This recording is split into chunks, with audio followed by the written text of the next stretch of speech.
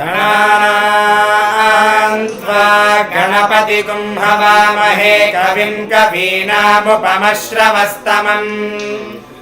ज्येष्ठराजं ब्रह्मणां ब्रह्मणस्पत आनः शृण्वन्नोतिभिः सीदसादनम्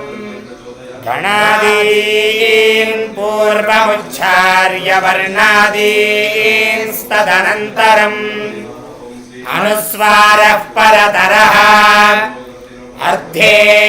अर्धेन्दुलसितम् तारेण रुद्धम् एतत्तव मनुस्वरूपम् गकारः पूर्वरूपम् अकारो मध्यमरूपम्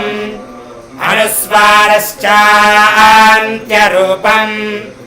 बिन्दुरुत्तररूपम् नादः सन्धानम् सगुंहिता सन्धिः सैषा गणेश विद्या गण